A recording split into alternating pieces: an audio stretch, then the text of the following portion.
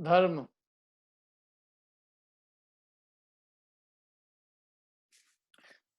तथा बंधादिक के भय से अथवा स्वर्ग मोक्ष की इच्छा से क्रोधादि नहीं करते, परंतु वह क्रोधादि करने का अभिप्राय तो मिटा नहीं है। जैसे कोई राजादिक के भय से अथवा मान पाने के लोभ से पर स्त्री का सेवन नहीं करता तो उसे त्यागी नहीं कहते, वैसे यह क्रोधादिक का त्यागी नहीं है। तो त्यागी कैसे होता है? तो कैसे त्यागी होता है? पदार्थ इष्टनिष्ठ भाषित होने से क्रोधादिक होते हैं। जब तत्व ज्ञान के अभ्यास से कोई इष्टनिष्ठ भाषित न हो तब स्वयं ही क्रोधादि उत्पन्न नहीं होते, तब सच्चा धर्म होता है। ये तो बिल्कुल सरल है। ये 10 धर्मों में अपन बहुत चर्चा भी कर चुके हैं। 10 धर्म का सच्चा स्वरूप क्या है? व्यवहाराभासी मिथ्या दृष्टि किनको 10 धर्म मानता है, किसको मानता है व्यवहाराभासी मिथ्या दृष्टि? देखो, बंध के भय से कर्मों का बंध होगा, नरक जाना पड़ेगा,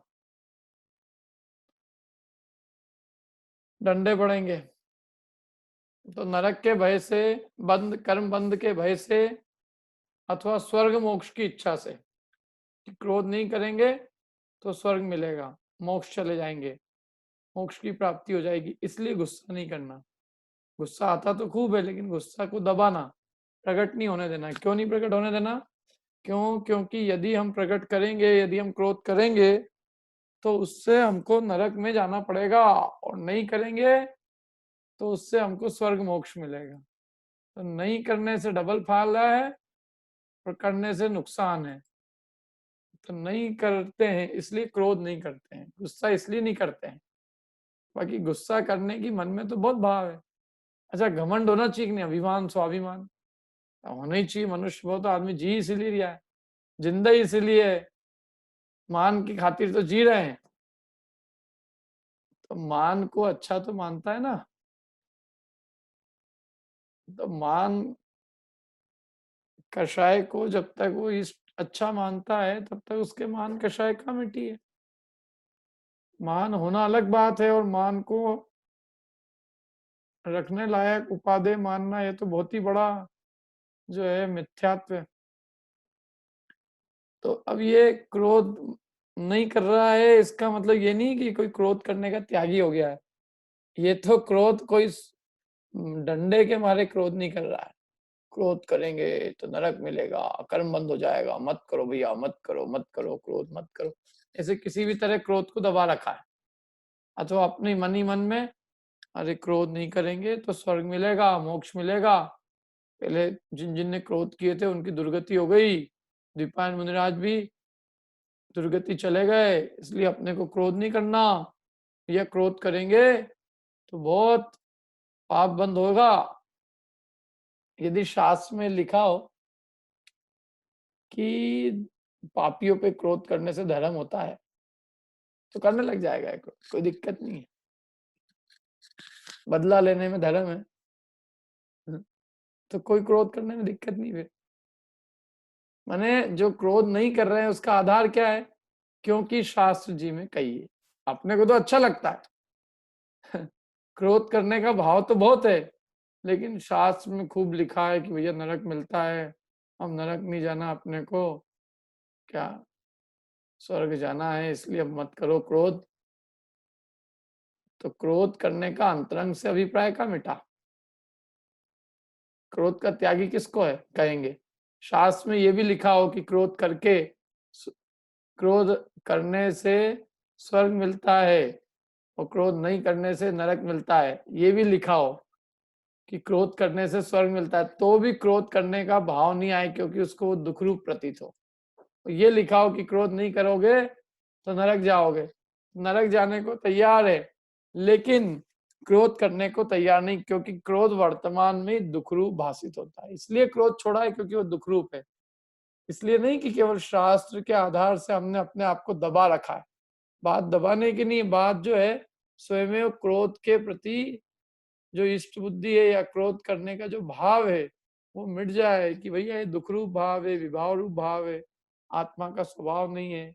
तो एक तो क्रोध करने का भाव होता ही नहीं, और एक तो ये दूसरा कि क्रोध करने का भाव तो है लेकिन इसलिए नहीं कर रहे हैं क्योंकि उसके फल में दुर्गति मिलती है। तो इसलिए नहीं कर रहे हैं क्योंकि दुर्गति मिलती है, तो उसका नाम क्रोध का त्याग नहीं कहलाता। जैसे अभी हम समझ लो कोई कार्य हम नहीं करते हैं, बहुत सारे काम नहीं करते हैं हम, है ना?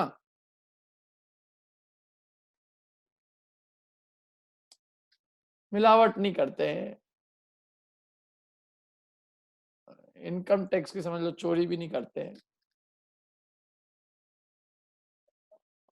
दूसरे को मारते नहीं है, ये सब काम हम कर रहे हैं, तो क्या हम परिग्रह के त्यागी कहे जाएंगे? मतलब पाप के त्यागी कहे जाएंगे? हमने झूठ इसलिए नहीं बोला अपनी फाइल में क्योंकि झूठ बोलने का दंड बहुत बड़ा भयंकर है। एक बात बताओ आप, अभी हम सब दिग्व्रती है कि नहीं है? देशव्रती है?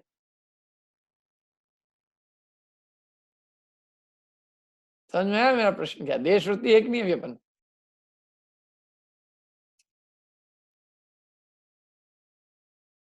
किस किस को आया समझ में प्रश्न? हाँ या ना में जवाब दे दो, अभी हम देशव्रती है कि नहीं है?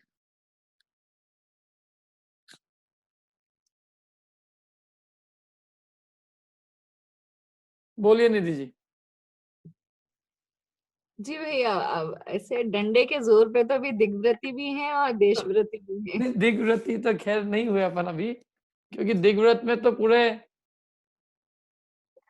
जीवन भर की मर्यादा की जाती है ना। अच्छा, तो ठीक। जीवन पर्यंत की थोड़ी नहीं की है अभी अपन ने, हाँ, कुछ दिनों के लिए जरूर की है। हाँ, दिशाओं की और समय सीमा, इन दो को ख्याल में रखते हुए। हाँ, तो जीवन पर्यंत के लिए जो की जाती है वो दिग्व्रत है, और कालावधि कोई एक नियत काल के लिए जो दिशाओं की मर्यादा की जाती है वो देशव्रत है। तो नियत काल तक के लिए की जा रही ना अभी, हाँ। तो वो देशव्रत में आएगा। यदि पूरे जीवन भर के लिए हमने त्याग किया हो तो दिग्व्रत है। अच्छा, मुझे लगा कुछ समय के लिए ही अ, बांध लें। कुछ समय के लिए जो किया है वही तो देशव्रत है ना। हाँ, तो जीवन भर और के समय में और थोड़े समय में तो फर्क है ना? हाँ, तो जीवन भर के लिए जो किया जाता है वो दिग्व्रत है, तो दिग्व्रत अलग है और देशव्रत अलग है। अच्छा, अच्छा, अच्छा। दिग्व्रत का मतलब है दशों दिशाओं में जीवन पर्यंत के लिए आने जाने की मर्यादा कर लेना। अच्छा, ठीक है। और दिग्व्रत के अंदर जो मर्यादा जिंदगी भर के लिए की है उसी को और साल भर के हिसाब से, महीने के हिसाब से, दिन के हिसाब से, सप्ताह के हिसाब से और घटाते जाना और सीमित करना कालावधि के एक टाइम बिंग के लिए, उसका नाम देशव्रत है। जी। तो अभी तो हमारा देशव्रती बनेगा ना, दिग्व्रत तो हम तभी बनेगा जब ये बीमारी यदि जिंदगी भर के लिए हो, तो हम हो सकता है परदेश जाने का त्याग कर दे कि भैया नहीं जाना कहीं भी, जाएंगे तो और बीमारी ले आएंगे। तो यदि हम समझ लो ऐसी कोई चीज आ जाए कि वो बीमारी सब जगह जाने आने से होती हो, तो हमने जो जाने आने का त्याग किया है, तो वो उससे हम दिग्व्रती कहलाएंगे कि नहीं कहलाएंगे, ये प्रश्न है। तो चलो दिग्व्रती तो छोड़ो, देशव्रती अभी हम कहलाएंगे कि नहीं कहलाएंगे? नहीं कहलाएंगे ना, क्यों? क्यों नहीं कहलाएंगे देशव्रती? क्योंकि भाव तो अभी भी बना हुआ है। हाँ, अभी छूट मिल जाए तो सब बाहर जाने को तैयार है। अभी यदि समझ लो कोई दवाई निकल जाए, एकदम पूरी तरह से कोई सुरक्षा का उपकरण मिल जाए, तो कौन नहीं जाने को तैयार है अभी? अभी सबके प्लान बने हुए हैं, सबके टूर के भी, कहाँ-कहाँ के नहीं जाने के। लोगों ने खुलने के पहले क्या-क्या खरीदना है इसकी लिस्ट बना रखी। तो भाव अभी मिटे क्या उनके? भाव तो नहीं मिटे ना। नहीं जा पा रहे हैं वो अलग बात है, लेकिन जाने का भाव पूरा है। इसलिए जाने का भाव पूरा होने से उनके देशव्रत नहीं कहा जा सकता। देशव्रत तब हो जब हमारे को पूरी जाने की सुविधा है, आपको जहाँ जाना हो वहाँ जाओ, और फिर भी हमने उसमें अपनी एक सीमा कर ली क्योंकि हमारा राग मिट गया, इसलिए हमने स्वयं जाने आने की एक सीमा निश्चित कर ली, तो उसका नाम देशव्रत है कि नहीं? अंतर है ना दोनों में। डंडे, हुँ। जैसा आपने एक ही शब्द में कहा था, डंडे के बल से कोई काम नहीं होना और स्वयं इच्छा से करना, उन दोनों में बहुत अंतर है। अभी हमारा जो भी चीज हम कर रहे हैं वो सब हमारे भय की वजह से, डंडे की वजह से कर रहे हैं, उसमें कोई त्याग बुद्धि नहीं है। लोगों ने जाने आने का जो त्याग किया है वो केवल भविष्य के भोगों के अभिप्राय से, जिंदगी के अभिप्राय से, आरोग्य के लिए, स्वास्थ्य के, जीवन के लिए, वो कोई धर्म बुद्धि के लिए नहीं है। धर्म बुद्धि से त्याग तो तब होता है जब जाने का खूब मौका मिला हो और तो भी हमारे को जाने का भाव ही ना हो, तो वो त्याग है। नहीं तो वही बात है कि अंगूर नहीं मिले तो खट्टे अंगूर त्याग मेरे अंगूर का। क्यों? अभी 10 दिन के लिए सब लोग ये त्याग कर दे, जो फल अभी नहीं आ सकते हैं, कई चीजें अभी नहीं आ पा रही होगी, तो उनका त्याग कर दिया हमने। जब तक नहीं मिले तब तक के लिए त्याग। तो वो कोई त्याग त्याग तो ही नहीं है। त्याग तो उसका नाम है, आपको मिल रही है और आपने उसके अंदर राग छोड़ के उसको छोड़ दिया।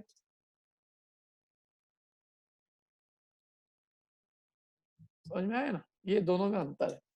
तो वो कह रहे हैं कि कोई जीव ने इसलिए जो है स्वर्ग मोक्ष की इच्छा से या बंध आदि के भय से क्रोध नहीं किया, तो उसको उत्तम क्षमा धर्म का धारी नहीं कहते, क्योंकि उसको क्रोध करने का अभिप्राय नहीं मिटा है। जैसे उदाहरण दिया, कोई राजा दिख के भय से या बड़प्पन के लोभ से पर स्त्री का सेवन नहीं करता, तो उसे त्यागी नहीं कहते, क्योंकि भाव तो अंतरंग में है। मैं बड़ा नहीं कहलाऊंगा, मेरा बड़प्पन मिट जाएगा, राजा दंड देगा, इसलिए कोई पाप नहीं किया, लेकिन उससे वो पाप का त्यागी नहीं कहलाता। पाप का त्यागी तब हो कि राजा उसको कुछ नहीं कहे, राज्य की तरफ से कोई रोक टोक नहीं हो, कोई उसको बुरा भी नहीं कहे और तो भी वो उसका सेवन नहीं करे, तो वो उसका वास्तविक त्याग है। आपको मालूम परदेशों में जो है, परदेश के अंदर बहुत सारे पाप आदमी क्यों करने लग जाता है? क्योंकि वहां पापों को ही अच्छा कहने लग जाते लोग। एक तो राजा की तरफ से कोई दंड नहीं है, बल्कि राज्य की तरफ से तो और आपको जो है प्रोत्साहन है कि आप ये पाप करोगे तो और आपको हम जो है अच्छा मानेंगे, और अच्छा मतलब राजा की तरफ से कोई दंड नहीं, और सोसाइटी के अंदर उसको अच्छा माना जाता है दारू पीने को, जुआ खेलने को। तो इसलिए लोग उन पाप में सहज रूप से प्रवृत्ति करते हैं। अपने यहाँ तो उन चीजों को बुरा माना ही जाता है ना, आज भी अपनी ऐसी प्रवृत्ति तो नहीं हुई है कि साहब कोई भी पाप दारू पी रहा हो तो उसको सब अच्छा बोले। मतलब सोसाइटी स्तर पे जो है दारू को अपने यहाँ स्वीकार नहीं किया है, जुआ खेलने को स्वीकार नहीं किया है, तो इसलिए अपने यहाँ पाप एकदम नहीं फैले हैं। जहाँ उसको सोसाइटी लेवल पे मान लिया जाता है कि इसमें कोई बुरा नहीं है, कोई उसको बुरा नहीं कहता, बल्कि और जो नहीं करे उसको बुरा कहने लग जाए, तो वो पाप को सोसाइटी में आने में भी देर नहीं लगती। क्या कई पाप आदमी जो है महंत बनने के लोभ से नहीं करता कि मैं बड़प्पन नहीं खिलाएगा मेरा यदि ये पाप करूंगा तो इसलिए वो नहीं करता। हम एक बार तिलक नगर मंदिर पे जो है मंदिर के बाहर से निकले, तो वहाँ महिलाओं का बहुत सारा वो जमघट लगा हुआ था, कुछ प्रोग्राम था उनका, तो वो कुछ ठंडी ठंडी कुल्फी या कुछ ऐसा प्रोग्राम चल रहा था। तो अब वो प्रोग्राम चलते चलते कुछ लोगों ने नहीं खाया, तो नहीं खाया तो वो नहीं खाने का भाव तो नहीं इसलिए खाया क्योंकि मंदिर के बाहर खाएंगे तो अच्छा नहीं लगेगा, लेकिन खाने का भाव था कि नहीं था उनको? तब था। जैसे ही अपन गए, अपनी गाड़ी गई आगे, ले और ले, चालू हो गए। तो वो उसका त्याग तो ही नहीं कहलाता। त्याग तो उसका नाम है कि कोई कुछ भी कहे, क्या अच्छा कहे बुरा कहे, अच्छा भी कहे कि हाँ बहुत अच्छा है, सब मिलके हम कोई पाप करने लग जाएंगे तो क्या वो पाप नहीं कहलाएगा? क्या है, सोसाइटी के लेवल पे कई पापों को बुरा माना जाता है, इसलिए उन पापों से आदमी बचा रहता है। राजा की तरफ से भी बुरा माना जाता है, दंड मिलता है इसलिए बचा रहता है, लेकिन उससे वो पाप का त्यागी नहीं कहलाता। और यही कारण है कि जैसे ही सोसाइटी का डर और राजा का डर खत्म हो जाता है, तो आदमी उन पापों में प्रवृत्ति करने लग जाता है, क्योंकि उसके अंतरंग पापों से अभी रुचि मिटी नहीं है। समझ में आ रही है कि नहीं बात? तो इसलिए वैसे ही ये क्रोधाधिक का भी त्याग ही नहीं है। क्यों? क्योंकि इसने क्रोध मान माया लोभ का ऐसे ही त्याग किया है। सब लोग जहाँ देखो, जिस कषाय को लोग अच्छा बोलते हैं तो लोग कषाय करते हैं, मान कषाय को अच्छा बोलते हैं तो मान करते हैं, माया को अच्छा बोलते हैं माया कर लेते हैं, लोभ अच्छा बोले लोभ कर लेंगे। मान और लोभ को दुनिया अच्छी बोलती है। मान कषाय तो होना ही चाहिए, आप स्वाभिमान होना चाहिए, अपना बड़प्पन होना चाहिए, दुनिया में अपना नाम होना चाहिए, ख्याति होना चाहिए, क्या लोग जानना चाहिए, बहुत बड़ा बड़े व्यक्ति कहलाना चाहिए। मतलब ये सब बातें जो है इसको दुनिया अच्छा मानती है, और अपन भी इसलिए उनके चक्कर, अपन भी जब उस मान कषाय को लोग ही अच्छा कह रहे हैं, तो अपने को तो उस कषाय को ही पोषने का एक वो मिला ना, मतलब कषाय पोषने का ही जो है साधन मिला। यदि लोग बुरा बोले तो अपने समझ में आए कि हाँ ये बुरी है, लेकिन यहाँ तो सब उसको ही अच्छा कह रहे हैं, तो हम कषाय को क्यों बुरा मानेंगे, हम तो खूब करेंगे। क्रोध को एक्चुअल में क्या है, लोग बुरा मानते हैं, इसलिए क्रोध को फिर भी सारी दुनिया जो है नहीं करना चाहती, और क्रोध के त्याग फिर भी आदमी करने की कोशिश करता है। लेकिन मान और लोभ को कोई बुरा नहीं मानता है, इसलिए मान और लोभ आदमी खूब करता है। आज की स्थिति में इस स्थिति की लोभ भी खूब करो, खूब बड़ा एम्बिशियस होना चाहिए आदमी को, और खूब अभिमानी होना चाहिए, किसी को अपने सामने कुछ गिनना ही नहीं चाहिए। क्या हमारे जैसा कोई नहीं, हमसे बढ़कर कौन है। कई बच्चों को तो स्कूलों में, कॉन्वेंट स्कूलों में ट्रेनिंग देती है कि बेटा अपनी नाक किसी के सामने नहीं गिरनी चाहिए, जबकि किसकी क्या नाक है। धर्म की बात सुनो तो काय की नाक में काय की आंख। लेकिन वो जो है वो स्कूली कल्चर होता है, जिससे वो बातों ही बातों में भी, बात में कोई ने कुछ कह भी दिया तो उससे क्या फर्क पड़ता है। लेकिन बस वो एक संस्कार डेवलप हो जाता है कि हम अपनी बात किसी के सामने नीची नहीं पड़ने देंगे, भले हम अपना समय, एनर्जी, टाइम सब खूब खो दे तो खो दे, उससे कोई मतलब नहीं। तो इससे ये जो है कहने का मतलब है, क्रोध मान माया लोभ का जो है वो किसी डर से नहीं करना कषाय को, उससे वो त्यागी नहीं होता। तो फिर त्यागी कैसे होता है, त्यागी कैसे होता है? तो क्या पदार्थ जब है इष्टनिष्ठ भाषित न हो, पदार्थ इष्टनिष्ठ भाषित न भाषित होने से क्या होते हैं, पदार्थ इष्टनिष्ठ भाषित होते हैं तो क्रोध आदि होते हैं। क्रोध आदि उत्पन्न क्यों होते हैं, उसका कारण सोचो, क्यों उत्पन्न होते हैं, क्यों उत्पन्न होते हैं क्रोध?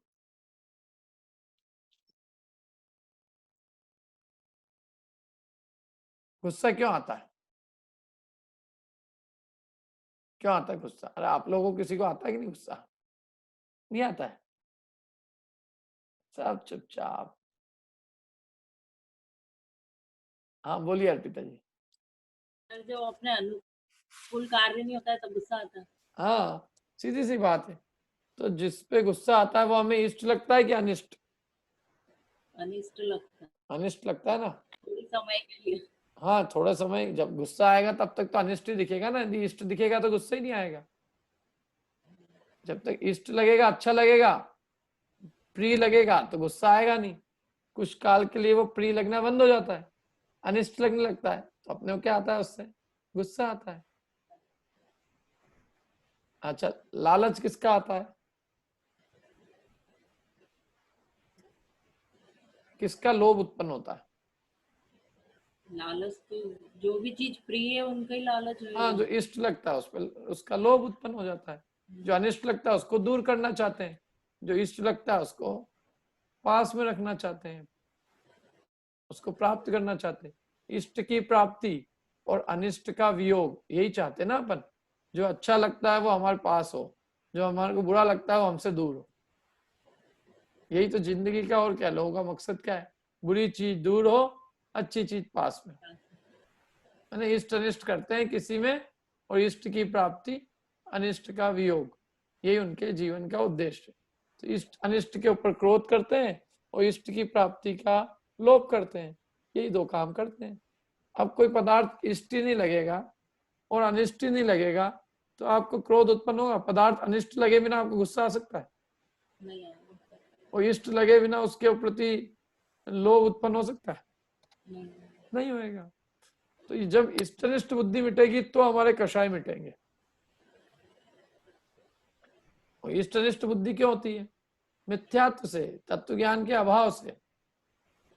तत्व ज्ञान के अभाव में हम क्या मानते हैं, परद्रव्यों को इष्टनिष्ठ मानते हैं। अपनी बुद्धि में हम दोष नहीं देखते हैं, अपने अंतरंग की मान्यताओं को, कल्पनाओं को नहीं देखते हैं, हम पदार्थों में इष्टनिष्ठपना देखते हैं। इष्टनिष्ठपना पदार्थों में नहीं है, इष्टनिष्ठपना अपने में है। अपने को वही वस्तु कभी इष्ट दिखती है, कभी अनिष्ट दिखती है, पदार्थ तो ही का वही है। यही मकान जिसमें अपन बैठे हैं, यही मकान जो है कभी अपने को खूब गर्मी लगे तो यही अनिष्टकारी लगने लग जाता है। और यही पदार्थ अभी अपने को अच्छे से, यही समझ लो मकान गर्मी के मौसम के अंदर बहुत गर्मी नहीं देता हो बल्कि ठंडक देता हो, तो ये अनिष्ट लगने लग जाए, ठंड में अनिष्ट लगने लग जाए, कोई ठिकाना तो ही नहीं। मोटा कपड़ा इष्ट है क्या अनिष्ट? ठंड में तो सर इष्ट है, और गर्मी में? अनिष्ट है। हाँ तो वही वस्तु होती है। अरे एक ही आदमी, बच्चे इष्ट है क्या अनिष्ट है? परेशान करता था। हाँ, ये इष्ट है। नहीं सुने तो अनिष्ट, सुन ले तो इष्ट, आज्ञा में रहे तो इष्ट, और नहीं रहे तो अनिष्ट। उन्हीं पे गुस्सा आ जाए, उन्हीं पे प्रेम आ जाए, कोई उसका ठिकाना तो ही नहीं है। तो यह हमारी मान्यताएं हैं। हमारे अनुकूल चलते हैं जो जो पदार्थ, वो हमें इष्ट लगते हैं, जो अनुकूल नहीं चलते वो हमें अनिष्ट लगते हैं। और ये क्यों है सब इष्ट अनिष्ट की मान्यता? इन सब का मूल कारण है तत्व ज्ञान का अभ्यास नहीं होना। तत्व ज्ञान के अभ्यास नहीं होना माने जैसे स्वपर का भेद विज्ञान नहीं होना, जीव जीव का ज्ञान नहीं होना, आपा पराय का विज्ञान नहीं होना। हम क्या मानते हैं? शरीर को अपना मानते हैं। तो शरीर को जो इष्ट होता है उसको हम इष्टकारी मानते हैं, जो शरीर के लिए अनिष्ट होता है उसको अनिष्ट मानते हैं। जब वास्तव में शरीर ही अपना नहीं है तो अपने लिए कौन इष्ट अनिष्ट है? भाई शरीर कोई इष्ट होता है ना, आत्मा के लिए तो कोई इष्ट अनिष्ट है ही नहीं, है कोई इष्ट अनिष्ट? बच्चे किसके इष्ट है, शरीर के लिए क्या आत्मा के लिए? बच्चे तो शरीर के ही। शरीर के लिए है। खाना पीना जो भी पांच इंद्रिय के विषय है, ये सब किसके लिए इष्ट है, शरीर के लिए क्या आत्मा के लिए? सब इष्ट शरीर के लिए ही है। ये सारी इष्ट बुद्धि देह की वजह से होती है। देह में अपनापन होता है तो देह को जो भी अच्छा लगता है उसमें इष्ट बुद्धि होती है। और जब देह में अपनापन मिट जाता है तो हमें कोई वस्तु इष्ट नहीं भासती। देह में अपनापन होता है तो देह के लिए जो जो हानिकारक होते हैं वो हमें अनिष्ट लगते हैं, और अनिष्ट लगते हैं तो उनको हम दूर करना चाहते हैं, उनसे द्वेष होता है, उनसे कषाय उत्पन्न हो जाती है। तो ये सब बुद्धि का मूल कारण है देह में एकत्व बुद्धि। और देह में एकत्व बुद्धि का कारण है तत्व ज्ञान नहीं होना। जब तक जीव अजीव तत्वों का ज्ञान नहीं होगा तब तक ये जीव जो है स्व और पर में भेद नहीं करेगा। और स्व और पर में भेद किए बिना इष्ट अनिष्ट बुद्धि रहेगी रहेगी। बताओ, शरीर में अपनापन मिटे बिना इष्ट बुद्धि चली जा सकती? बताइए। शरीर में अपनापन करते रहें और इष्ट नहीं माने किसी वस्तु को, अनिष्ट नहीं माने, संभव है? अरे जब तक शरीर है तब तक, और शरीर में अपनापन है तब तक तुम कितना ही कुछ कर लो, इष्ट अनिष्ट बुद्धि हुए बिना रहेगी नहीं। इसलिए यदि इष्ट अनिष्ट बुद्धि को मेटना है तो पहले देह में एकत्व बुद्धि छोड़नी होगी। बोलिए अनुराग जी। नहीं, कुछ नहीं, यही बोलना था कि शरीर के जाने के बाद भी शरीर का मोह नहीं जाता है। शरीर के ये जाने के बाद भी मतलब? शरीर ये चला जाएगा, दूसरा मिलेगा, उसका मोह हो जाएगा। हाँ, तो तो वो एक, तो वही तो देह में एकत्व बुद्धि चल ही करती है इसलिए निरंतर। हाँ हाँ समय भेद नहीं है ना, समय थोड़ी देर के लिए भी हो जाए, समझ में आ जाए जीव को, लेकिन वो कंटिन्यूअस एक के बाद एक के बाद एक के बाद गाड़ी चलती जा रही है। 5 मिनट भी अपने को मिल जाए देह के बिना तो अपने को पता चल जाए कि अरे इसके साथ जबरदस्ती दुखी हो रहे हैं अपन, तो अपन इसके फिर उसमें वापस से देह में घुसने की नहीं सोचेंगे। लेकिन होता यह है कि हमारे साथ पूरे टाइम देह रहती है, तो पूरे टाइम रहती है तो क्या होता है, वो छोड़ती नहीं हमको, तो इसलिए हमको उसके भ्रम से वो छूटने का अवसर नहीं मिलता। जैसे समझ लो कोई ठग साथ में लग गया, तो ठग पूरा मेक श्योर करता है कि आपका उसका साथ छूटे नहीं, क्योंकि उसको मालूम है यदि मेरा साथ छूट गया और कोई अच्छा आदमी मिल गया और इसने इसको समझा दी तो ये मेरे चंगुल से छूट जाएगा। ऐसे ही देह ने पूरे टाइम अपने साथ कर रखा है, क्योंकि उसको मालूम है अपना साथ छूटा क्षण भर के लिए भी, और फिर ये जीव जो है यदि क्षण भर के लिए भी समझदार हो गया तो फिर ये कभी अपने को अपनाएगा ही नहीं।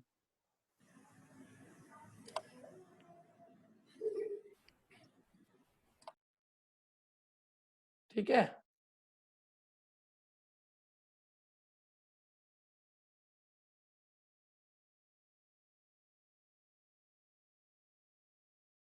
रेखा जी कुछ बोलना है क्या आपको? नहीं, मेरा कल से फोन बंद है, वो बता नहीं रहा ठीक से। है? एक मिनट। हेलो, हाँ कल भी मैंने, आपने पूछा था ना आईफोन वाले कौन है करके, हाँ, तो अच्छा मेरा आप ही थे। म्यूट आ रहा था। हाँ, म्यूट आ रहा था ना, तो मेरे को कोई कुछ बात नहीं, समझ ही अभी नहीं। अभी तो आवाज सॉरी, आ रही है तो ना? मैं बता नहीं, हाँ अभी आवाज आ रही है। ठीक, थैंक यू बहुत सर, बढ़िया, बहुत थैंक। बढ़िया। ठीक है। तो ये इसलिए जो है ना, ये देह का निरंतर संयोग होने से इस जीव को क्षण भर भी परद्रव्यों में इष्टनिष्ठ बुद्धि मिटती नहीं है, निरंतर इसकी परद्रव्यों में इष्टनिष्ठ बुद्धि चला करती है, और इसलिए राग द्वेष होते रहते हैं और कषाय होती रहती है। अब क्या है दिक्कत, देखो क्या है, अभी हमारे साथ कैसी कैसे एक से बढ़ के, एक से दो, दूसरे से तीसरे, तीसरे से चौथे, हम कैसे जो है किस प्रकार से हम दुखों की श्रृंखला में फंसते जाते हैं, इसका एक आपको दर्शन कराता हूं। सबसे पहले तो हमारी देह में एकत्व बुद्धि है, जिसके कारण जो जो पदार्थ देह को सुखरूप होते हैं वो हमें इष्ट लगते हैं, जो जो देह के लिए अनिष्टकारी होते हैं, अहितकारी होते हैं, वो हमें प्रतिकूल दिखते हैं, अनिष्ट दिखते हैं। माने जो जो देह का अनुपकार करने वाले हैं, देह का बुरा करने वाले हैं, जैसे भी गर्मी है, तो गर्मी देह को सहन नहीं होती, एसी चालू कर दिया, बहुत अच्छा लगता है, एसी से हमसे एसी एसी हमारे लिए इष्ट हो गया, और गर्मी क्या हो गई, अनिष्ट हो गई। भोजन है, कड़वा भोजन है, नीरस भोजन है, अनिष्ट लगता है, और जो शरीर को अच्छा बढ़िया जीवान को अच्छा लगे वो हमको बड़ा अच्छा लगता है। तो देह में शरीर में अपनापन होने से शरीर के लिए जो जो हितकारी पदार्थ है उनमें जीव की इष्ट बुद्धि होती है, जो जो शरीर के लिए अनुपकारी पदार्थ होते हैं उनमें जीव को अनिष्ट बुद्धि होती है। अब ठीक है, अभी इष्ट अनिष्ट बुद्धि हो गई, अब जिससे इष्ट जो इष्ट लगते हैं उनमें राग होता है, जो अनिष्ट होते हैं उनमें द्वेष बुद्धि होती है। अब राग द्वेष बुद्धि हो गई, फिर जिनसे राग करता है उनको ये प्राप्त करने की कोशिश करता है, जिनसे द्वेष करता है उसको दूर करने की कोशिश करता है। अब ये सब चाहता है कि भाई राग जिससे किया तो वो दूर हो जाए, वो मिल जाए, और द्वेष जिससे किया वो दूर हो जाए। लेकिन अपने अपने करने से कोई वस्तु अपने पास आती नहीं, और अपने द्वेष करने से कोई वस्तु दूर होती नहीं। हम राग द्वेष कर सकते हैं, राग द्वेष अनुसार किसी वस्तु की प्राप्ति, किसी वस्तु को दूर करना, ये भाव तो हम कर सकते हैं, कर रहे हैं। राग द्वेष करके हम किसी वस्तु को प्राप्ति का उपाय और किसी वस्तु को दूर करने के कार्य करते हैं, उपाय करते हैं, लेकिन वस्तु की प्राप्ति होना या वस्तु का वियोग होना हमारे हाथ में है क्या, बताइए। राग द्वेष तो हमने कर लिए, लेकिन राग द्वेष की पूर्ति होना हमारे हाथ में है कि नहीं, नहीं है। क्या मैं कोई वस्तु मैं चाहूं, मेरी बहुत इच्छा है कि लॉकडाउन खुल जाए, ये मैंने लॉकडाउन से द्वेष किया।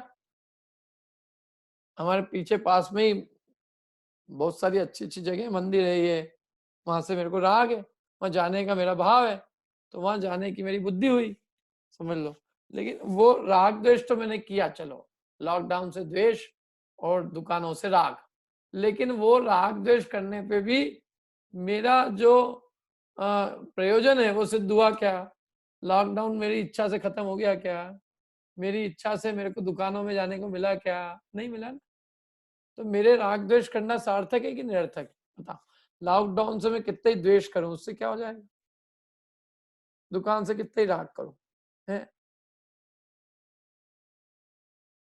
रोज जो जो खाने पीने के पदार्थ है उनके फोटो देखते रहूं, हाँ ये बस ये दुकानें खुलेगी, समझ लो मुझे तो जाना नहीं है दुकानों पे, लेकिन कई लोगों को शौक होते हैं 56 के उनके, तो वो रोज इधर आसपास घूमते फिरता रहे, देखता रहे, ये वाली दुकान थी, ये इसकी थी, ये इसकी थी, ये इसकी थी, और जब खुलेगी तो फिर ये भी खाऊंगा और फिर ये भी खाऊंगा। क्या रोज दुकानों को देख देख के तरसता रहे बेचारा। अब उसका तरसना, वो उसके भाव तरसने के हो रहे हैं, लेकिन उसके तरसने से वस्तु खुल जाएगी क्या? उसके इच्छा करने से वस्तु मिल जाएगी क्या? मैंने राग द्वेष आप कितना ही करो, लेकिन आपके राग द्वेष की पूर्ति आपके केवल राग द्वेष करने से नहीं हो जाएगी। आप वस्तु की प्राप्ति का कितना ही उपाय करो, लेकिन वस्तु की प्राप्ति होना नहीं होना भवितव्य के अधीन है, आपके कर्मोदय के अधीन। बताओ, अभी पूरी दुनिया 130 करोड़ लोग सब चाहते हैं कि नहीं घर से बाहर निकले? कौन चाहता है? अभी अपने 75 लोग एक क्लास में, कोई ऐसा है एक आध जना जो चाहता हो घर में ही बंद रहो? कोई हो तो हाथ खड़ा कर दो, उसके लिए व्यवस्था कर देंगे अपन।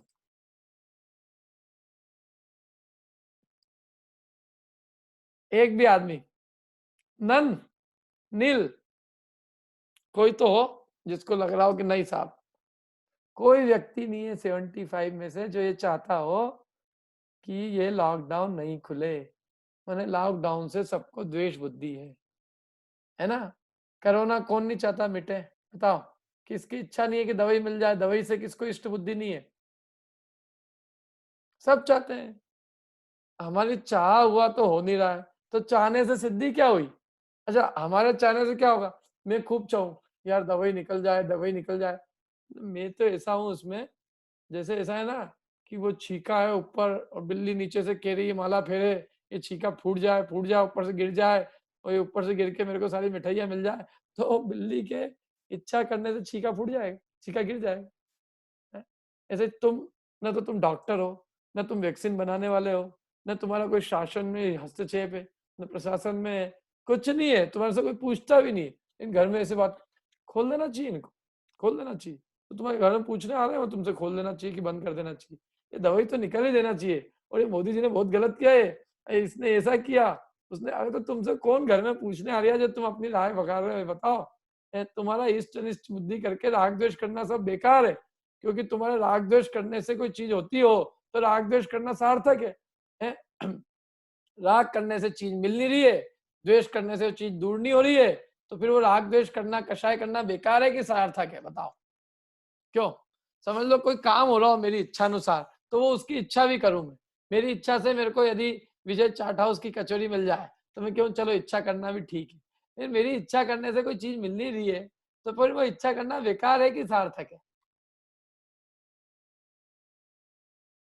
क्यों? मिथ्या चारित्र है ना, कषाय मिथ्या चारित्र क्यों है? क्योंकि कषाय, हम भले ही कषाय रूप भाव करें, लेकिन उसकी पूर्ति होना नहीं होना भवितव्य के अधीन है। हम किसी को, समझ में आ रही कि नहीं बात? हम किसी को इष्ट मानकर भले ही उससे राग करके उसकी प्राप्ति का उपाय करें, लेकिन उसकी प्राप्ति होना नहीं होना भवितव्यता के अधीन है। हम किसी को अनिष्ट मानकर उसको दूर करने का कितने ही उपाय करें द्वेष करके उससे, लेकिन उसका दूर होना नहीं होना भवितव्यता के अधीन है। इसलिए हमारा राग द्वेष करना वो मिथ्या है, इसलिए राग द्वेष को मिथ्या चारित्र कहते हैं।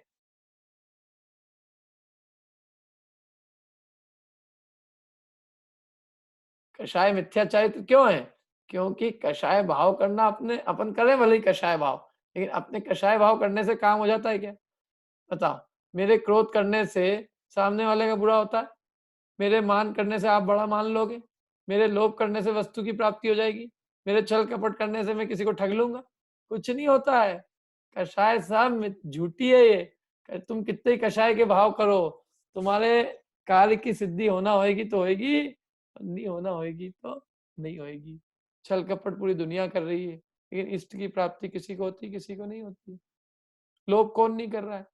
सड़क चलते आदमी सबको लोभ है, लेकिन लोभ के अनुसार प्राप्ति हो रही है क्या? क्यों? कषाय के अनुकूल कार्य होता है क्या? यदि कषाय के अनुकूल कार्य नहीं होता है तो कषाय करना सही है क्या? बताओ। बेकार है। फिर भी हम कषाय करते कि नहीं करते? तो हम समझते ही नहीं।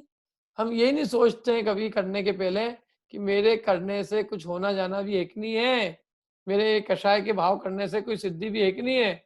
हम बिना विचारे कषाय करते जाते हैं बस, कोई विचार सोचते ही नहीं और कुछ भी बोलते जाते। क्या तेरे घर में आग लग जाए? अरे पड़ोसी को तुम कह रहे तेरे घर में आग लग जाए, सही में लग जाए? उसके घर में लगेगी, तेरे घर में नहीं लगेगी। और लग जाएगी कहने से, तू भगवान है। ऐसी बातें कहने से सिद्धि क्या है? मैं तेरा खून पी जाऊंगा। पी जाओगे तुम खून।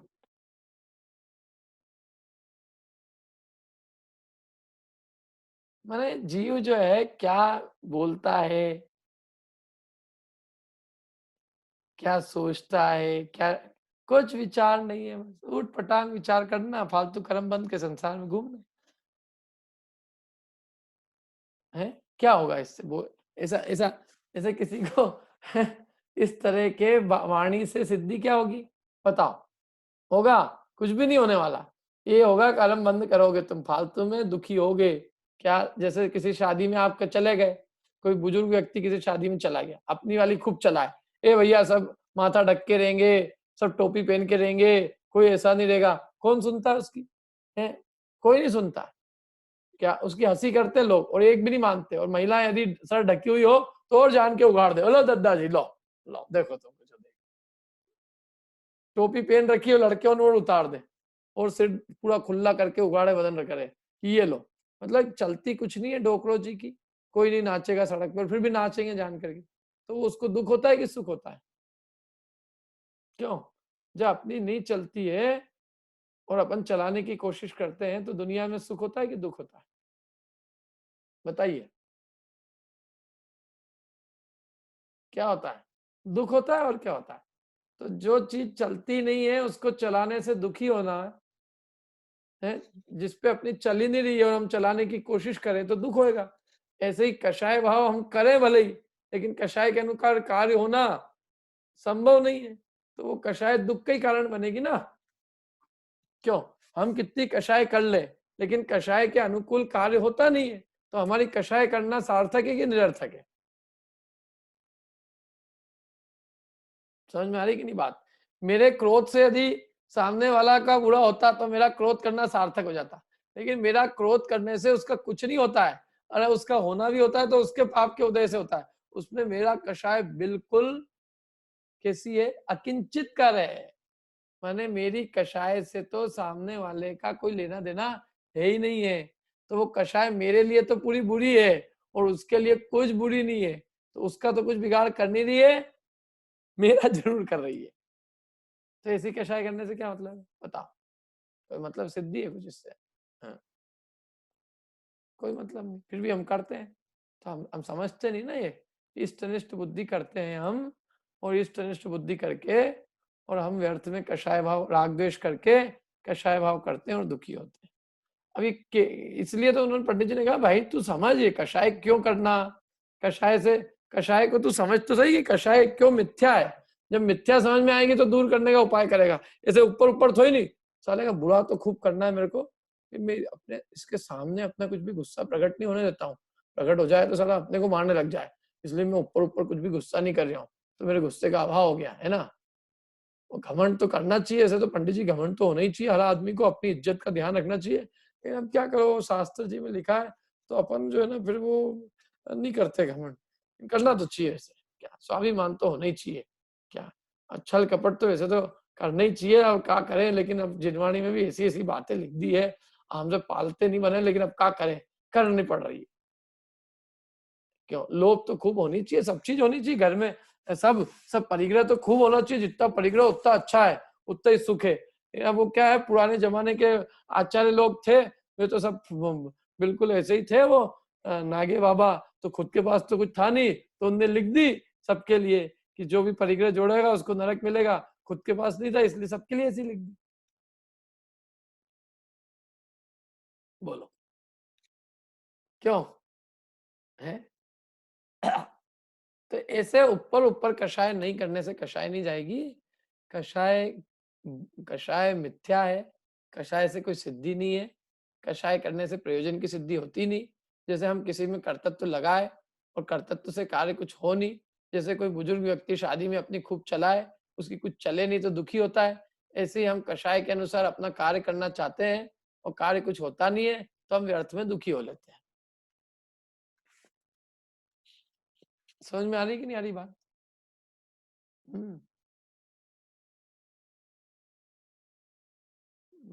आ रही है बराबर। देखो अब कषाय कैसे, कषाय का त्यागी कैसे होता है उसको बताया है। जब पदार्थ इष्ट अनिष्ट भाषित होते हैं तो क्रोधाधिक होते हैं, और जब तत्वज्ञान के अभ्यास से न तो कोई इष्ट लगे न अनिष्ट लगे, क्या जब न हमें कोई अच्छा लगे न बुरा लगे। जैसे अनंत भगवान है, उनको कोई बुरा लगता है अच्छा लगता है? क्यों नहीं लगता, वो भी इसी संसार में रहते हैं। यदि आज कोई समोषण जैसा लगा दे, अरे समोषण का मॉडल भी बना दे और आपको बिठा दे, तो आप अपनी सेल्फी नहीं खिंचाओ तो बोल देना, फोटो खिंचाओगे 10-20 को बुला के, क्या भगवान बन गए हम। समोषण में ऊपर एक वहां कमल लगा दे और कमल पे जो है पंडित जी को बिठा दे, तो पंडित जी भी कह दे अपने भक्तों को, यार तुम चारों तरफ से फोटो तो ले लो एक बार, क्या क्यों? भगवान के लिए तो कितनी इष्ट सामग्री है जो अपने को इष्ट लगती। 3 छत्र, एक दिन शादी में एक छत्र जी जाता है, एक अगर वालों में जब शादी होती है ना, लड़के के ऊपर छत्र लगाते हैं। अपने यहाँ तो जरूरत ही नहीं पड़ती, अपने यहाँ के लड़के उसके भी नहीं करने को तैयार है। उनके यहाँ के लड़के नहीं करते होंगे, तो इसलिए वो क्या करते हैं, एक छत्र लगाते, पीछे पीछे एक आदमी छत्र लेके चलता है, ताकि आदमी जो है एक दिन कम से कम अपने आप को राजा मानकर चक्कर में फंस जाए। फिर बाद में निपट लेंगे उससे, कितने छत्र जी वो सब समझ में आ जाएंगे उसको, क्या जिंदगी भर तो उसको ही छत्र लगाना है, अभी एक दिन लगा दो उसके, तो वो छत्र लगाते हैं वो उसके, तो वो छत्र में बहुत प्रसन्न हो जाता हो। क्या जैसे कोई महाराणा प्रताप हो गया हो, क्या जैसे कोई शिवाजी बाबा हो गए हो, छत्र जी चल रही है आपने, वो बहुत प्रसन्न होता। अब अपने यदि 3 छत्र लगे तो क्यों अपन क्या करेंगे, वीडियोग्राफी शूट करेंगे पूरा बढ़िया से, क्या छत्र, चंवर, सिंहासन, भामंडल, अशोक वृक्ष, देवदुंदुभी है, नगाड़े बजना, एक एक प्रात्यार कभी सोचना आप कि इनका एक अंश भी आपको मिल जाए तो आप पागल हो जाओ, आपका बुद्धि खराब हो जाए। पूरे फेसबुक पे सबको दो कि भैया मेरे छत्र लग गया है, जल्दी से आओ सब, सिंहासन भी आया है। क्या माने, हम तो इतनी इतनी सी चीजों में पागल हो जाते हैं, पागल, छोटी छोटी सी चीजों में हमारी इष्ट बुद्धि है। सोचो आप, भगवान के 3 लोक की विभूति है, तो भी उन्हें उसमें इष्ट अनिष्ट बुद्धि उत्पन्न नहीं होती, इसीलिए तो भगवान है, और हम इसीलिए तो संसारी है, क्योंकि हम तो इतनी इतनी सी चीजों में ही मगन हो जाते हैं। चूहा होता है ना, चूहा, एक चिंदी मिल जाती ना उसको तो ले लेके घूमता, देखो मेरी कितनी अच्छी चिंदी है। ऐसे हमारी स्थिति है संसार। कोई एक आध गाड़ी आ जाए, एक मकान आ जाए नया, तो हर आदमी को गृह प्रवेश, और गृह प्रवेश में उसको बुला बुला के, और जहाँ नहीं ले जाना चाहिए वहां भी दिखाते हैं, देखो ऐसी टाइल्स लगाई है, ऐसी कमोड लगाई है, ऐसा बाथरूम लगाया है। अरे क्या करना आदमी को ले जाके, एक चीज नहीं आ जाए आदमी के पास आज, एक चीज, क्या किसी के पास में ऐसे टाइम पे भी समझ लो हापुस आम आ गए, तो फोन कर दिया, और तुम्हारे पास क्या क्या आया? अरे भाई नहीं आया यार हमारे पास, हमें ना खाना है ऐसे मौसम में, ना लाना है। लेकिन एक चीज मिल जाए तो 25 को फोन करके बोलो हमारी ऐसी सेटिंग है, सब व्यवस्था कर रखी है। ऐसे प्रॉब्लम के टाइम पे भी हमारे यहाँ सब आ रहा है, कोई चिंता नहीं, सब चीजें आ रही। क्यों? मैंने कितनी, आप सोचो हम कहाँ खड़े हैं, हमें भगवान बनना है। भगवान बनने का मतलब है 3 लोग आपको पूजे तो भी आपको कोई फर्क नहीं पड़े, ये सारे अष्ट प्रात्यार मिलके आपकी सेवा करने आए, आप उसकी तरफ देखो ही नहीं। क्यों? क्योंकि आप ये समझो ये सब संसार तो परद्रव्य मेरे लिए, देह परद्रव्य, मुझे इन सबसे कोई प्रयोजन नहीं। मेरा अपनापन तो मेरे आत्मा में है, मैं अपने ज्ञान दर्शन सुख वीर्य में मगन हूँ। जिसको अपने में ही रति है और अपने में ही पूरी दृष्टि है, उसको ये सब प्रात्यार्यों में इष्ट अनिष्ट बुद्धि नहीं होती है। और हमें क्यों नहीं होते प्रात्यार? क्योंकि हमारी इष्ट बुद्धि है। देव क्यों नहीं आते हमारे लिए? क्योंकि उनको मालूम है ये आएंगे, यदि हम आके खड़े हो गए इनके, तो ये चालू हो जाएंगे इनका काम काज। क्या चैलेंज चालू हो जाएगा, चैलेंज। भैया अपने को बहुत, भगवान जिनेन्द्र का कभी स्वरूप विचार करना कि उन्हें क्यों इष्ट अनिष्ट बुद्धि नहीं होती, क्योंकि उनकी देह में बिल्कुल अपनत्व बुद्धि है ही नहीं। उनकी ये जो संसार शरीर भोगों से पूरी विरक्ति है, वे संसार से इतने विरक्त हो गए कि संसारी जीव उनकी कितनी प्रशंसा करते हैं वो इष्ट नहीं लगते उनको, कोई निंदा करता है तो उनको अनिष्ट नहीं लगता है। वे तो अपने आनंद में लीन है। एक पंक्ति आती है उसमें दौलत राम जी की स्तुति में, याद है किसी को? दौलत राम जी की दर्शन स्तुति किसको याद है बताओ?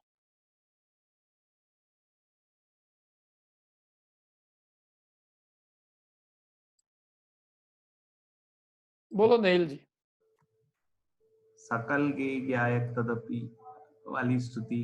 हाँ, मंदाकिनी जी बोल रही है, बोलिए मंदाकिनी जी। नहीं आती। हाँ नेहिल जी बोलो, स्तुति की 2 पंक्तियां तो बोलो। सकल गे ज्ञायक तदपि निजानंद रस लीन, सो जिनेन जयवंत वे हरिरज रस विहीन जय हाँ, विराग विज्ञान। बहुत बढ़िया। ये बचपन में याद करी होगी इसलिए याद है अभी तक ये। हाँ, रोज ही पढ़ते हैं मतलब वो तो दर्शन स्तुति। हाँ, ये दर्शन स्तुति बहुत बढ़िया है ये। और इसमें बहुत सकल गे गायक तदपि निजानंद रस लीन, इसलिए भगवान अपने आनंद में लीन है। इसलिए उन्हें इष्ट निष्ठ बुद्धि नहीं होती, राग द्वेष नहीं होते, कषाय नहीं होती। जानते सबको है लेकिन राग द्वेष नहीं करते। हम जानते किसी को नहीं है लेकिन राग द्वेष बहुत है हमारे।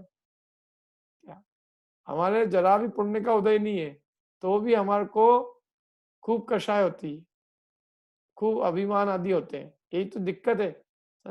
संसारी जीव अल्प पुण्य वाले हैं लेकिन मान में कोई कम नहीं है।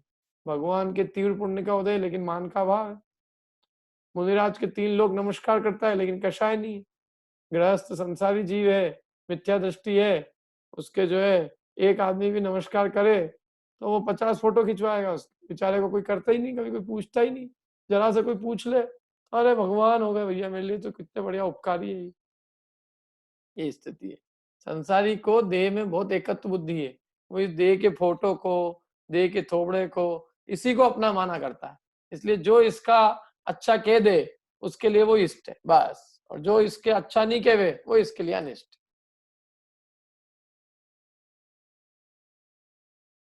तो इसलिए जब तक हमारी स्व और पर की बुद्धि उत्पन्न नहीं होगी, जब तक हम राग को बुरा नहीं मानेंगे, वीतरागता को हितकारी नहीं मानेंगे, तब तक ये कषाय उत्पन्न हुए बिना नहीं रहेगी। तब तक कषाय होगी होगी।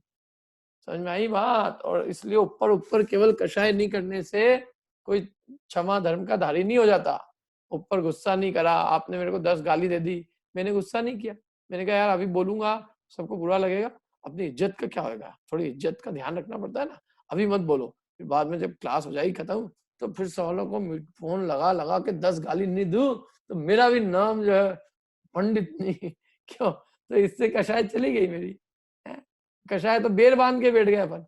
किसी से अपने क्रोध था तो क्रोध तो अभी व्यक्त नहीं किया और अंदर उससे बेर बांध के बैठ गए, और खतरनाक कषाय हो तो इसलिए इसका नाम कषाय का अभाव तो ही नहीं है। अरे आपको इष्ट लगे ही नहीं। जैसे पार्श्वनाथ भगवान पे कमठ ने उपसर्ग किया तो पार्श्वनाथ भगवान को अनिष्ट बुद्धि हुई उससे कि अनिष्ट है साला है। एक तो पहले तो खुद ने इतने 10 भाव से परेशान कर दिया, अभी भी समझ में नहीं आ रही इसको। ऊपर और कुछ नहीं तो बस अभी पहले नाग हमने जलते हुए दिखाया तो हमने क्या गलती करी, कोई मिस्टेक नहीं थी हमारी। ऊपर आ गए बैठ गए भैया जी और बस पत्थर बरसा रहे। मालूम आपको पार्श्वनाथ भगवान उसकी तरफ देख लेते ना, देख भर लेते तो भग जाता। इतने तीर्थंकर के जीव की ऐसी शक्ति होती है। लेकिन किसको देखें, क्यों देखें, क्या देखें? क्या ये जो उपसर्ग करता है देह पे करता है, इसकी मर्जी से करता है ये, इसको जो करना है इसको कर लेने दो, हम अपने मगन। क्या एक को अनिष्ट बुद्धि हुई भगवान से, उपसर्ग करने आ गया। एक को भगवान के प्रति इष्ट बुद्धि थी कि हमारे उपकारक है, उपसर्ग दूर करने आ गया। अब एक हो गया, एक उपसर्ग कर रहा है, एक उपसर्ग दूर कर रहा है। भगवान तो दोनों में कैसे है? समभाव है। न उनको कमठ से द्वेष हुआ, न उनको धर्मेंद्र से राग हुआ, इसलिए वो भगवान हमारे हो गए, इसलिए वो हमारे लिए पूज्य हो गए। अब इसमें क्या है, दुनिया को एक तो दिखता है विलेन, कमठ दिखता है विलेन, और धर्मेंद्र हो गया हीरो, और वो पार्श्वनाथ तो बेचारे पता ही नहीं क्या चलेगा, असली हीरो तो गायब ही हो गया क्या? जबकि असली हीरो तो पार्श्वनाथ भगवान है कि जिन्होंने न कमठ पे राग किया और न धर्मेंद्र पे राग किया और न कमठ से द्वेष किया, तो वो तो हमको हीरो दिखते ही नहीं। हमको तो हीरो कौन दिखता है? धर्मेंद्र आया साहब, उसने जो है भगवान के उपसर्ग को दूर किया। अरे नहीं किया होता तो पता नहीं बेचारे भगवान का क्या होता। कुछ नहीं होता। ऐसे कितने ही मुनिराज हैं जिनका किसी ने उपसर्ग दूर नहीं किया, उन्होंने उपसर्ग को सहन करके केवल ज्ञान प्राप्त कर लिया, अपने आत्म ध्यान में लीन रहे। सुकौशल स्वामी को व्याग्रनी खा गई तो खा गई, कोई नहीं आया उनका उपसर्ग दूर करने, तो भी उन्होंने उस उपसर्ग के काल में केवल ज्ञान कर लिया। 3 पांडव को आग में जलते हुए लोहे के आभूषण पहना दिए तो भी केवल ज्ञान हो गया। तो इससे उनकी शक्ति कोई कम नहीं हो जाती है कि पार्श्वनाथ भगवान कोई कमजोर थे साहब, ये तो धर्मेंद्र आया नहीं तो क्या होता। और धर्मेंद्र की महिमा मंडन होने लग गया, और वो पार्श्वनाथ भगवान जो वीतरागी थे वो एक तरफ हो गए। असली हीरो कौन है इसमें? इसमें तो पार्श्वनाथ भगवान है भैया। क्योंकि उन्होंने राग द्वेष नहीं किया, इससे वे भगवान है। धर्मेंद्र ने तो राग की पूर्ति की। अरे मेरे को कोई यदि बचाएगा तो ऑब्वियसली मेरा उसके प्रति राग होगा और मैं राग की पूर्ति करने के लिए उसको बचाने जाऊंगा। उसने तो अपने उपकार का बदला किया, कमठ ने अपने प्रति अपकार का बदला लिया। दोनों अपने अपने काम कर रहे थे, लेकिन भगवान पार्श्वनाथ आप धन्य थे, आप महान हो कि आपकी वृत्ति दोनों के प्रति समता रूप रही, मध्यस्थ रूप रही। ना आपने कमठ से द्वेष किया, ना धर्मेंद्र से राग किया, आप इसलिए महान हो। लेकिन दुनिया को क्या स्थिति है कि दुनिया को पार्श्वनाथ भगवान में महानता ही नहीं दिखती है, उनको महानता दिखती है धर्मेंद्र में। कई जगह तो वो धर्मेंद्र तो इतने बड़े हैं और पार्श्वनाथ भगवान तो इतने छोटे से हो गए जैसे कुछ वस्तु ही नहीं है, और वो भी मजबूरी है जैसे कोई उनको बिठाने की। उनका बस चले तो उसको अलग ही कर दे, उन दो को ही कर दे। क्या संसार है, विचित्रता से भरा हुआ है क्या।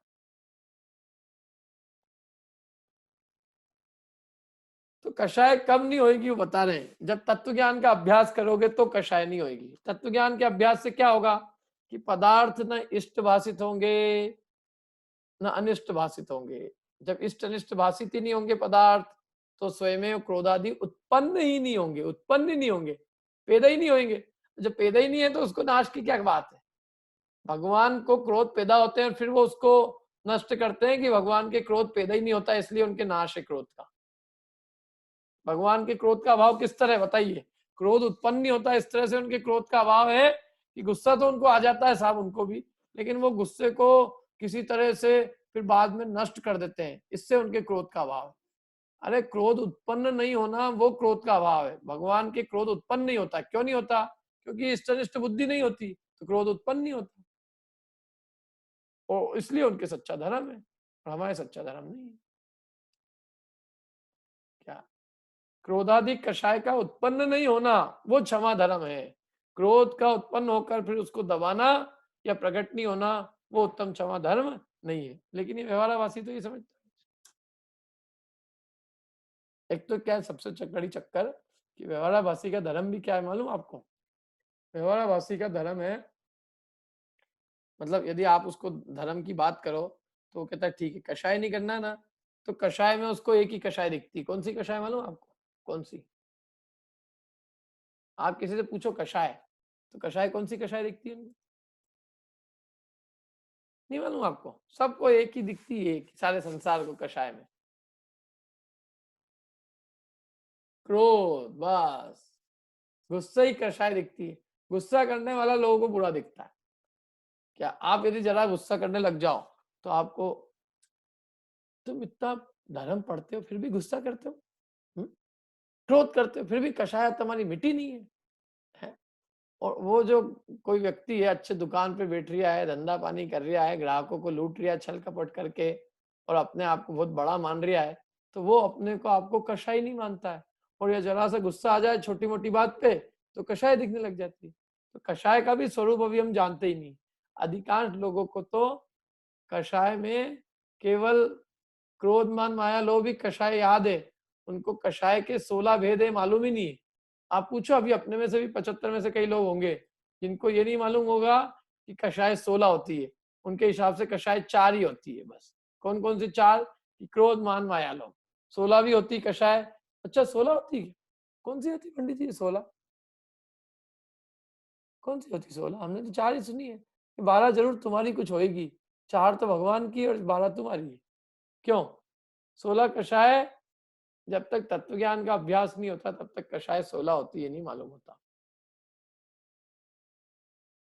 समझ में आया ना। बस कषाय भी ऊपर ऊपर क्या, और कषाय का अभाव भी ऊपर ही ऊपर, क्षमा भी ऊपरी, कषाय भी ऊपरी।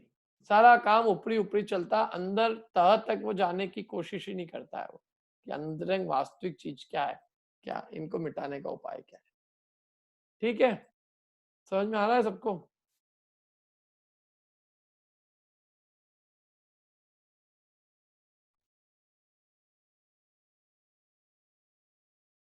चलें आगे।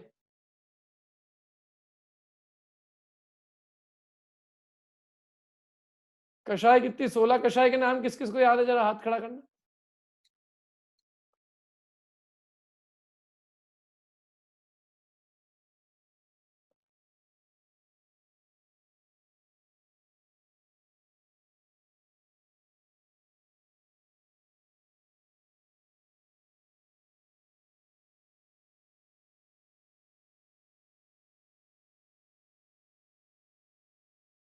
कितने लोग हैं मेरे को देखना है कषाय के। नरेश जी आपको तो मालूम हो कषाय कितनी होती है? हाँ निधि जी जिनके हाथ नहीं है उनसे पूछूंगा फिर मैं कषाय।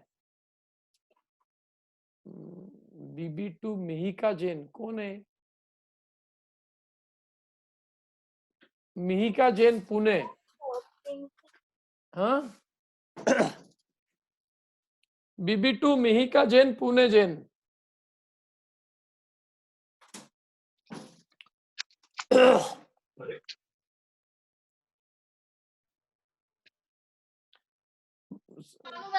श्वेता जी हाँ जी सर।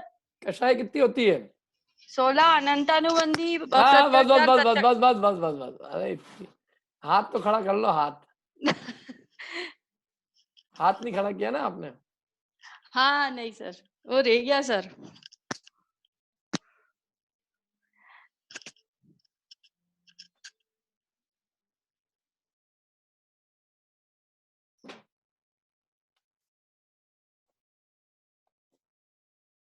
लगभग मेरे ख्याल से कितने लोगों के हाथ है? अरे बहुत लोगों ने अभी ऐसे हैं।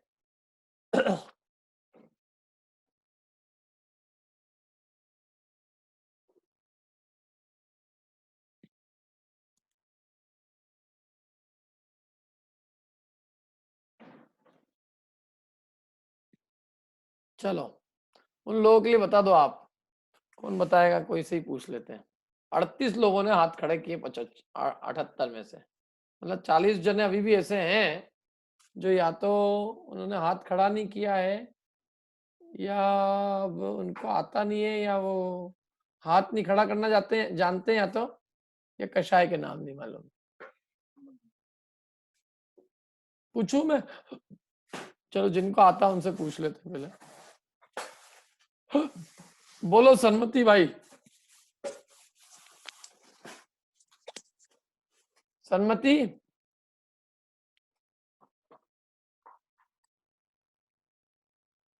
सन्मति सावलवाड़े संजोता जी के लड़के सन्मति भाई।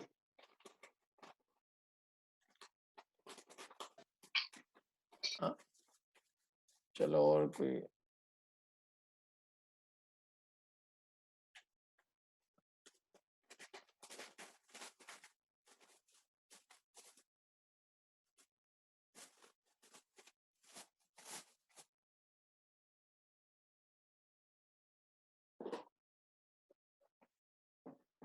आ रहा है आवाज सर? हाँ अब बोलो। अनंतानुबंधी हाँ अप्रत्याख्यानवर है पूरा अच्छे से नाम बोलो यार। अप्रत्याख्यानावर अप्रत्याख्यानावरण अप्रत्याख्यानावरण क्रोध मान माया लोभ प्रत्याख्यानावरण संजोलन क्रोध। बहुत बढ़िया बढ़िया बढ़िया। इतना आपने कर्नाटकी होते हुए भी इतना अच्छा याद कर लिया, ये बहुत खुशी की बात है। ये हिंदी वालों के लिए तो कोई बड़ी बात नहीं है, लेकिन आप कन्नड़ होते हुए भी आपने इतना अच्छा याद किया, ये एक प्रशंसनीय बात है। हाँ संजोलन मान प्रत्याख्यानावरण मान बराबर है। बढ़िया बढ़िया। क्या तो ये संजय हाँ ठीक है, समझ में आ गया मेरे को, कोई बात नहीं। सन्मति जी आ गया मेरे को क्लियर है ना।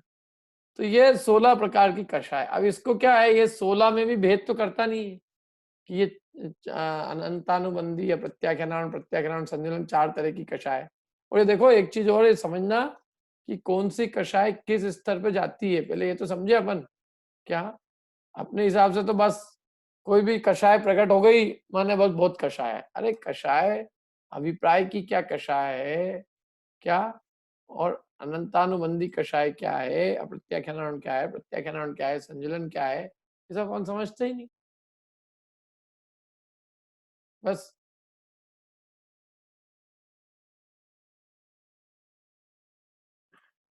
कषाय के नाम पर तीव्र और मंद समझते हैं, लेशिया कोई कषाय मानते हैं। अभिप्राय संबंधी कषाय वो अपन नहीं समझते, मैंने अनंतानुबंधी आदि है 4 जाति की कषाय, 4 जाति भेद से 4 प्रकार की कषाय, और किस जाति की कषाय का अभाव किस भूमिका में होता है, किस भूमिका में कौन सी जाति की कषाय रहती है क्या, और कौन सी भूमिका में कौन सी कषाय जानी चाहिए, अनंतानुबंधी कषाय का त्याग होना चाहिए, श्रद्धा संबंधी कषाय मतलब जो अभिप्राय संबंधी कषाय वो मिटनी चाहिए, और बाकी 3 कषाय चौकड़ी जो है यदि सम्यक दृष्टि भी है और तो भी यदि उसके गृहस्थी अवृत्ति है तो उसके भी 3 कषाय चौकड़ी तो रहती है ना। अरे चक्रवर्ती के भी 3 कषाय चौकड़ी थी। हाँ, व्रती होगा देशव्रती तो 2 कषाय का अभाव होगा, मुनिराज होंगे तो 3 कषाय का अभाव होगा, अनंत बनेंगे तो 4 कषाय चौकड़ी का अभाव होगा। तो ये सब बातों का ज्ञान नहीं है उसको तो बहुत तीव्र से लेके कृष्ण तीव्र, कषाय तीव्र हो गई मतलब बहुत बुरा, कषाय कम हो गई अच्छा। अब ये 4 जाति अलग अलग है और इनका 4 का रोल अलग अलग है, ये सब इसको कुछ भी विचार नहीं है क्या, इसलिए इसको कषाय का त्यागी नहीं कहते। कषाय मालूम क्या, तत्व ज्ञान नहीं है तो उसको कुछ नहीं मालूम है, न 16 कषाय मालूम है, न 9 कषाय मालूम है, न मिथ्यात्व मालूम है। वाको तो एक ही चीज मालूम है, गुस्सा होना माने कषाय, गुस्सा नहीं हुई माने कषाय नहीं हुई माने धर्मात्मा हो गया। और क्या है ये, इससे धर्मात्मा का कोई वो नहीं होता, क्राइटेरिया नहीं खड़ा होता। क्यों? क्योंकि जिसके सम्यक दृष्टि भी है और वो युद्ध कर रहा है और वो धर्मात्मा है, बोलो, और मिथ्या दृष्टि है और यदि नौवेक ग्रवेक जा रहा है, चमड़ी छील दो और उफ भी नहीं करे तो भी उसके अनंतानुबंधी कषाय है। तो इसलिए बाहर की प्रवृत्ति मात्र से कषाय का निर्णय नहीं होता है, कषाय का निर्णय अंतरंग अभिप्राय से होता है जो मिथ्या दृष्टि समझता नहीं। ठीक है, अब किसी को प्रश्न हो यहाँ पे कोई तो पूछ लीजिए, अपन अगला प्रकरण चालू करेंगे।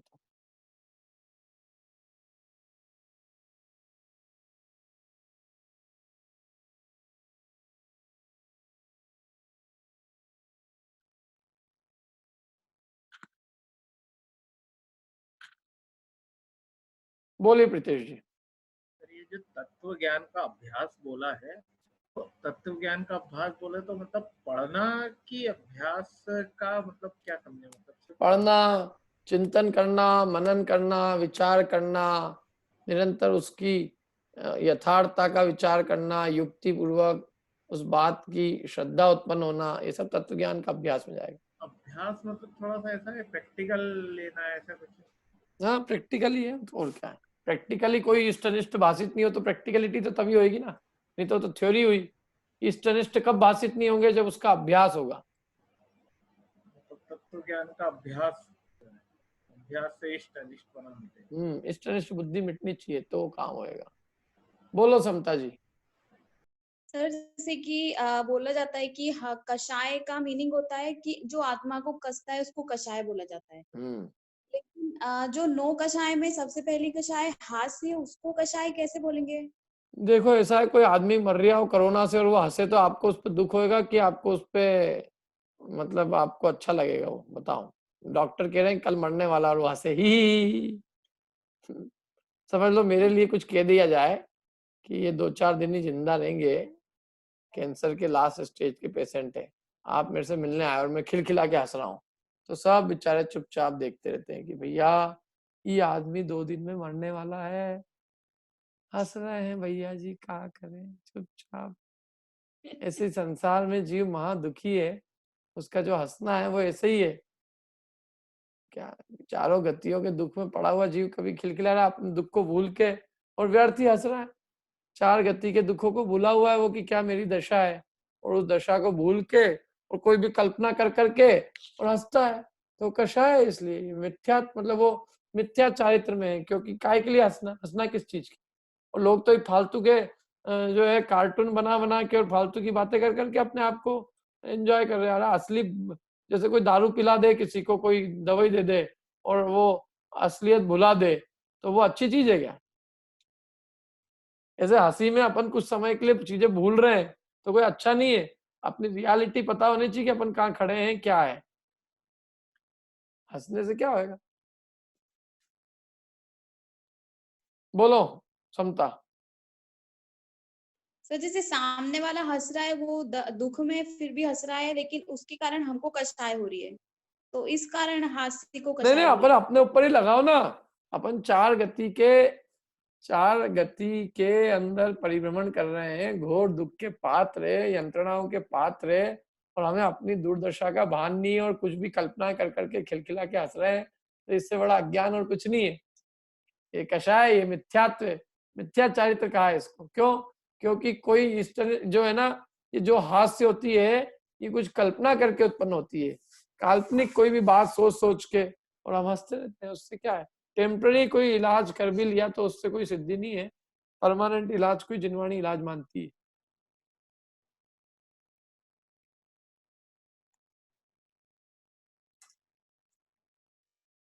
ठीक है समता जी? जी सर।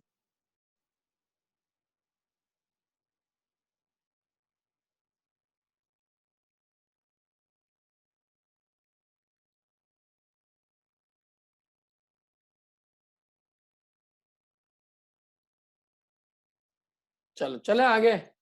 अनुप्रेक्षा, अनुप्रेक्षा कौन पढ़ेगा? पढ़ लेते हैं, केवल समझाएंगे आज नहीं इसको।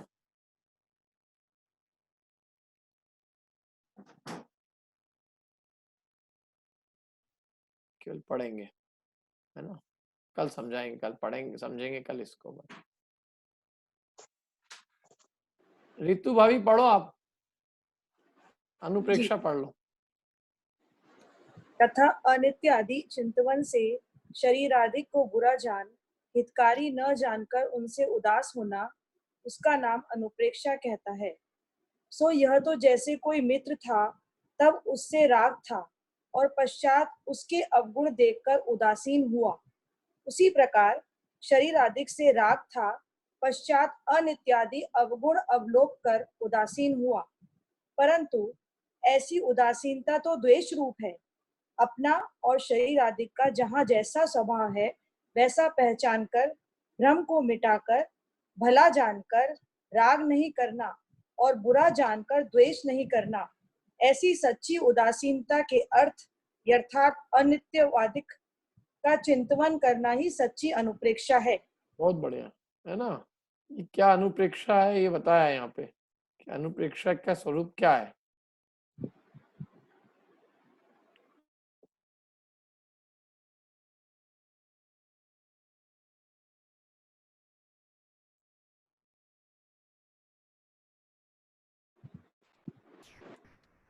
एक मिनट।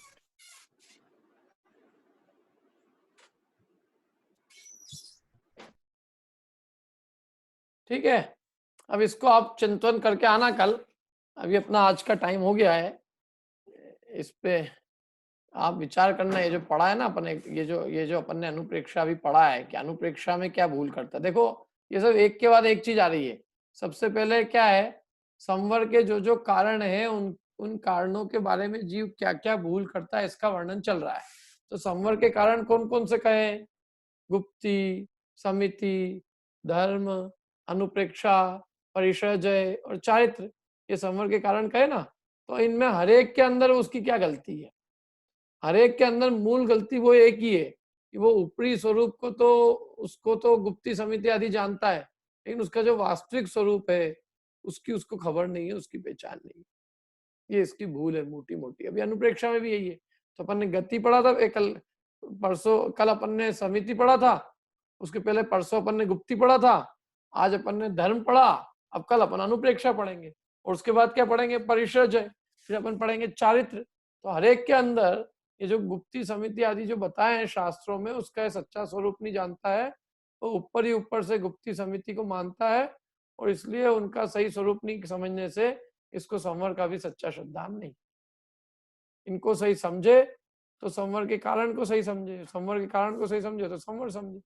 ऐसे ऐसे ऊपर ऊपर समझने से तो कुछ काम नहीं होगा ना। ठीक है, तो अपन यहीं तक रखते हैं, और किसी को कुछ पूछना हो, कुछ करना हो तो अपन जिनवाणी स्तुति करके कर लेंगे फिर।